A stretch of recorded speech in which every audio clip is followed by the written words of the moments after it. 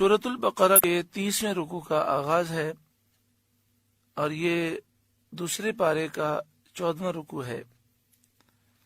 جس آیت کریمہ سے آغاز ہے وہ سورہ بقرہ کی آیت نمبر 232 ہے۔ اس آیت کریمہ کا شان نزول یہ ہے، بخاری شریف کتاب التفسیر باب قولہ وَإِذَا طَلَّقْتُمُ النِّسَاءَ فَبَلَغْنَ أَجَلَهُنَّ فَلَا تَعْضُلُوهُنَّ أَن يَنكِحْنَ أَزْوَاجَهُنَّ۔ حضرت حسن بصری رضی اللہ تعالی عنہ سے روایت ہے، ان اخت معقل ابن یسار طلقها زوجها۔ حضرت معقل بن یسار رضی اللہ تعالی عنہ کی بہن کو ان کے شوہر نے طلاق دے دی۔ فَتَرَكَهَا حَتَّى انقضت عدتها۔ وہ طلاق رجی تھی، ایک طلاق رجی دی اور پھر انہوں نے رجوع نہیں کیا یہاں تک کہ عدت گزر گئی۔ ایک طلاق رجی دی یا دو طلاق رجی دی تو اس کا حکم یہ ہے کہ عدت کے دوران رجوع ہو سکتا ہے، اور جب رجوع نہ کیا جائے اور عدت گزر جائے تو پھر اس کے بعد باہمی رضامندی سے نکاح کرنا ضروری ہے اگر صلح کرنا چاہیں۔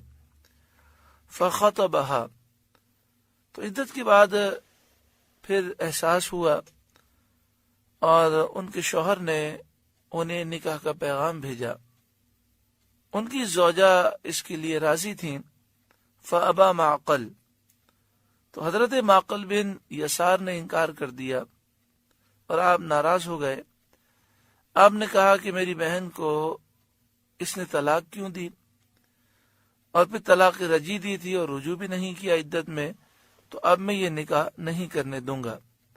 فنزلت، تو یہ آیت کریمہ نازل ہوئی اور ارشاد فرمایا، وَإِذَا طَلَّقْتُمُ النِّسَاءَ، اور جب تم عورتوں کو طلاق دو، فَبَلَغْنَ أَجَلَهُنَّ، اور ان کی میعاد پوری ہو جائے، عدت پوری ہو جائے،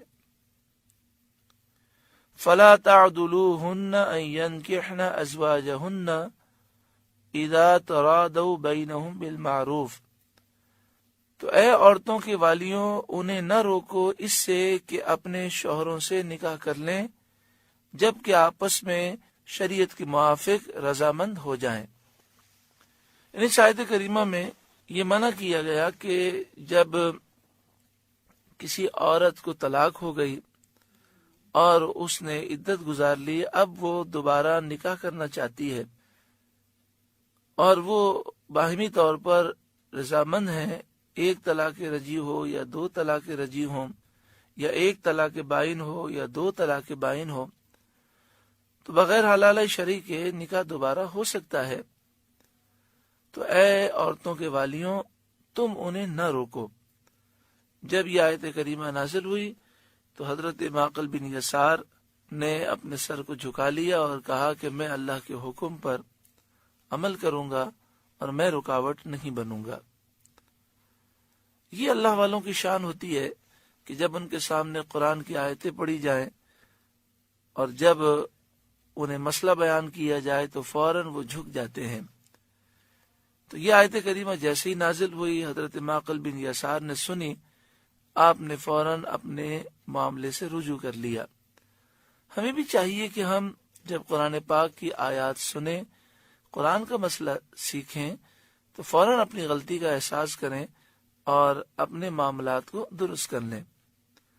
ذَلِكَ يُوعَظُ بِهِ مَنْ كَانَ مِنْكُمْ يُؤْمِنُ بِاللَّهِ وَالْيَوْمِ الْآخِرِ، یہ نصیحت اسے دی جاتی ہے جو تم میں سے اللہ اور قیامت پر ایمان رکھتا ہے۔ ذَلِكُمْ أَزْكَىٰ لَكُمْ، یہ تمہارے لیے زیادہ ستھرا ہے، وَأَطْهَرُ، اور زیادہ پاکیزہ ہے۔ وَاللَّهُ يَعْلَمُ، اور اللہ خوب جانتا ہے، وَأَنْتُمْ لَا تَعْلَمُونَ، اور تم نہیں جانتے۔ شرعی طور پر یہ ہمیں حکم ہے کہ ہم نکاح کے معاملات میں تعاون کریں اور رکاوٹ نہ بنے۔ قرآن مجید فرقان حمید کا اسلوب یہ ہے، اسلام کا اسلوب یہ ہے کہ نکاح کے معاملات کو آسان کیا گیا اور جو غلط کام ہے ان کو مشکل بنایا گیا اور اس غلط کام پر سخت سزائیں رکھی گئیں۔ لیکن ہندوانہ رسومات کی وجہ سے جہیز کے معاملات اور شادی کی ناجائز رسومات اور لاکھوں کروڑ روپے خرچ کرنے کی جو عادت پڑ گئی ہمارے معاشرے میں، اس سے ہمارے معاشرے میں حلال کام یعنی شادی نکاح مشکل سے مشکل ہوتا جا رہا ہے۔ ہمیں ایسی رسومات کا بائیکاٹ کرنا چاہیے۔ نبی اکرم صلی اللہ علیہ وآلہ وسلم نے فرمایا، سب سے کامیاب نکاح وہ ہے جس میں خرچہ کم ہو۔ اللہ تبارک و تعالی ہر ایک کو عقل سلیم عطا فرمائے۔ لیکن یہاں تو بڑا دکھ ہوتا ہے کہ لوگ خرچہ بھی بہت کرتے ہیں اور پھر اللہ اور اس کے رسول کو ناراض کرنے والے کام بھی کرتے ہیں۔ پھر کہتے ہیں نہ جانے کیا ہوا، کس کی نظر لگ گئی، کس نے جادو کر دیا۔ جب سے شادی ہوئی ہے گھر میں آفتیں بلائی ہی ہیں، تو جب شادی کے موقع پر اللہ اور اس کے رسول کی نافرمانی کی جائے اور گناہ کیے جائیں تو گناہوں کی نحوستیں بسا اوقات آ جاتی ہیں۔ اللہ تبارک و تعالی تمام مسلمانوں کو ان ناجائز رسومات سے ہمیشہ کے لیے نجات عطا فرمائے۔